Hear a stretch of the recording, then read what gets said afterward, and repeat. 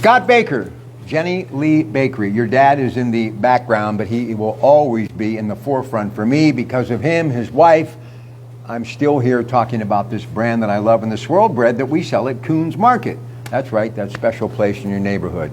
You are an entrepreneur, young man, and I never doubted, even when your father said he doesn't really like to work the bakery that much. And I used to say, don't worry, because he'll put this bakery on the map. And obviously because of the QVC connection, this bread, this swirl bread, is a phenomenon on the planet that is planet Earth. But now something that he really has always wanted to do, get back to that storefront and to their roots, but he's taken it to another level. Tell us about this latest adventure. Well, first I gotta check you on something. I'm not sure whatever I said that made somebody think I didn't want to work in the bakery. Maybe at night because I like to go out, with friends and have fun. But no, I mean, I'm very passionate. I love baking. And there's periods of times where I was burnt out, but I mean, that's what has really brought me back is my love and my passion for baking. And I brought it to another level. I never thought... You're a promoter, though, Scott. You're great at that. Yeah, probably. Yeah, no doubt. I mean, I experience things, so I get a good perspective on things that people like by experiencing them myself. And so, I just want to find a way to entertain. I've got a decent voice, but not like Johnny Angel. Not many do. So I can't sing. I can't act. I'm not very funny. I can entertain people though by serving them good food, and frankly, that's what it's all about. Listen, when I think of the entrepreneurial spirit, no matter where I'm at, I'm always promoting it on the radio, here, social media-wise, my years on television. I do think of you because I know when this whole industry was changing and things were getting a little difficult for the standalone bakery. Right. You kept evolving, right. And with your dad's passion and what he continued to do with quality product, you were able to find that niche that literally has taken you to another stratosphere. If you would have told me 20 years ago, when I first met your family, maybe even longer than that you'd be on QVC selling this product around the country, right. I would have went, okay, but I've seen it. That's right. Why I really think what you have here is another niche, this Nook. Yeah, frankly, I kind of look at what I've learned from my dad over the years. Let's see, we've been working together now for running bakeries together for over 30 years. I never worked for anybody but him. My first job was, going into the bakery on weekends at 8 years old and getting people's way to start. But then I think it was 12 or 13, I was put on payroll. My first job, he handed me a mop. I learned how to keep the bakery clean. He taught me, from the ground up, how to run a bakery. But I look at it as kind of, I'm the one that's full of helium. I want to fly over and see that 30,000 square 30,000 mile view. He's that anchor that keeps me tethered to earth, and it's one of the biggest blessings I've had is the opportunity to work with my dad day in and out for 30 plus years. How many times have you heard this as a kid? Breakfast is the most important meal of the day. Yeah. And it really has gotten even better. It is. Talk about this place and what you hope to do here and in other locations moving forward. So, I mean, it starts as simple as me as a businessman that owns a bakery that makes Jenny Lee swirl bread. I want to sell more swirl bread, right? So how can we do that? I see my customers over the years are, featuring their bread in their restaurant, or you got family stories that center around, wow, that breakfast, the French toast that Jenny Lee swirl bread makes is phenomenal, that they serve it for Christmas or Easter. And so, fortunate as I am and blessed, I've got some good friends in the restaurant business. We all kind of separately hit on the same idea at the same time, so I brought them all together. I said, what if we did this?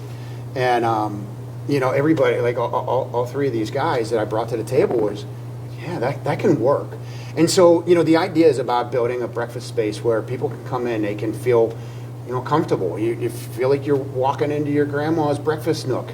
And the smells go with it. They're free, by the way. Right. Yeah. We're not a 24/7 operation. Our employees have families. One of the partners is the managing partner. He's in here every day. He's working with our head cook, working with our staff, teaching them. One of the great things about having Jack involved is Jack's experience with Atria's and Juniper Grill. He built their training programs. he taught those people about good customer service. That's what we want to provide here. We want to provide people with an experience that they feel comfortable, they feel respected and appreciated, and they get a good meal. They do get a good meal. Listen, I'm so happy for you, and I'm going to actually have his father step in here for one quick one, because it just wouldn't be Jenny Lee without talking about the man behind the batter, for sure. And I know Jack's still off camera here. Imagine, Jack, when I was dancing at Sessions down the street here back in the day, if this place would have been open at 2 o'clock, hard right in the morning, that is. All right, give that microphone to your dad. Absolutely. We're going to get the great Bernie Baker in here. I can't tell you how much joy this has given me today to come here and to kind of rekindle a long-time friendship, but more importantly to see Jack, of course, hunt Johnny Angel on the Halos. Much love and respect for that guy, one of my many mentors for sure. Bernie, it just keeps evolving. Yeah. You know, when you put a microphone in my mouth, I don't remember what my name is. Listen, you know, when you put a microphone in Scott's mouth, you can't shut him up. But he's good. He's great. That's what his strong point is. I should have had him as a manager or Jack. I might be saying good evening and welcome to the network news. Listen, here's the thing that I love about you. Years ago, how we met, I just started dropping their name when I was working the midnight shift, and I was always going on little sleep, so sometimes dropping the name turned into a complete Wikipedia profile of what Jenny Lee was. He would show up with goodies late at night, and we would just have these talks, and then the relationships that I had with so many people that worked there. Bert, God rest your soul, I think about you all the time when I'm wheeling through Coriopolis and the Sundays that we spent together, and every holiday they gave me stacks of free goods that I would carry in my trunk and just basically like Johnny Appleseed drop off along the way. Everybody loved Jenny Lee. And one of the things that always bugged me, can we get one here? Would you get one over there? Can we get one there? The industry was changing and evolving. But isn't it amazing? You can't keep a good thing down. It's coming back again, a different form. But I think this is going to be really spreading the wealth with the brand and a different way to serve it. Yep. I think so too. It's a good idea. Did he tell you where he got the name from? No. At home, we had a little... If I was good, I should have asked him that, right? But go ahead. We had a little room next to the kitchen that we called the breakfast nook.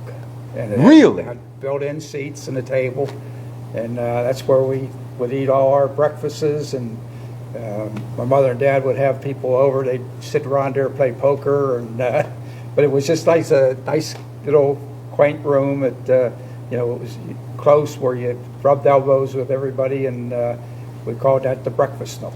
So I was talking to Jody Zima, who's Joe Dentisi's daughter. She's the CEO of Coons Market, still heavily involved there, absolutely love that family. And Jody and I have all sorts of great conversations, like her father and I did, about family and work ethic. This is really kind of where I cut my teeth on work ethic.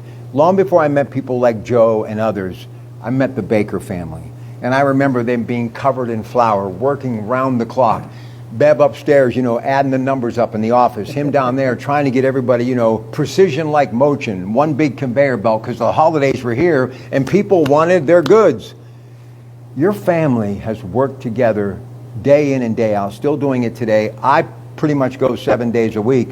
But like Jody and I have said, if you really want something in life, you got to work. And I'll be honest with you, people have said, would you like to do anything different in your life? Yeah, I might like to have kept a marriage together, but I have no regrets working the way I did, and I'm sure you feel the same way. I remember many a night that I'd keep you awake on the way home because you'd be coming home late at night. Yep, and, I know. I was there working still at the bakery, and we would...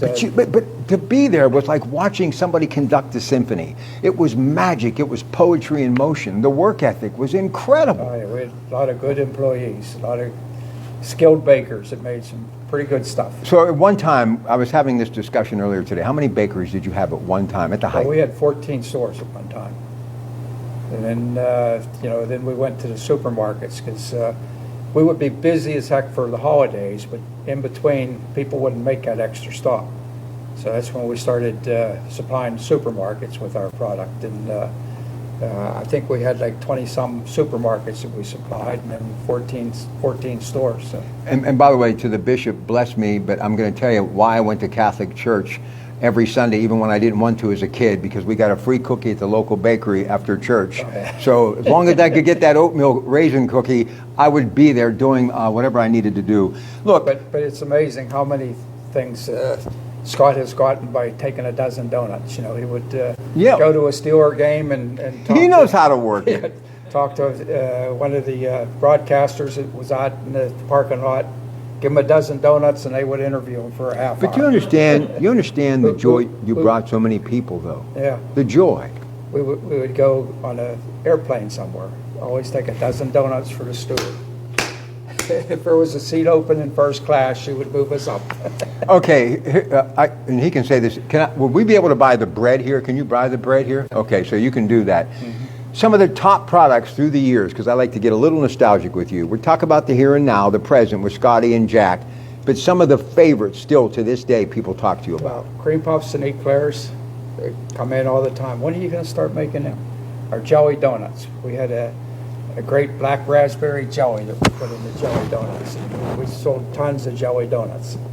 Our chocolate chip cookies were a favorite. And that we still occasionally make some of them, but cream puffs and eclairs and jelly donuts are on. Listen, the great Jimmy Cagney in those wonderful movies with Warner Brothers, you know, him and Pat O'Brien, he's on death row, Angels with Dirty Faces. He's going to the chair, and Pat O'Brien says, "You got to die like a coward, Rocky, so the kids won't be looking up to you." And his silhouette as they're taking him, he winks and he starts, "I don't want to die, I don't want to die." And they always talk about the last meal. Well, if I ever find myself in that situation, I'm going to ask for everything he just mentioned so I can prolong my life as long as I possibly can, because the product is truly the best. But you said 14 at one time. We'll end on this note. With what your son has done and with what I think is going to happen, just like that airport, it's going to take off, I think you'll be looking back, and hopefully I will too, or at least he will and his kids, that they're going to, I think, lap that. I think this thing is going to become a phenomenal franchise, and there's going to be opportunities to take this name into future generations, and that's a good recipe. I hope so. Anyone can do it. It's this guy over here. So. Listen, I never doubted him. All right, off to the San Rocco Festa, where the Skyliners are performing this weekend. We just keep rowing, folks. It never stops. The grind, no days off. Your Pratt Pack, Jenny Lee Breakfast Nook. Come early for great food and friendly service.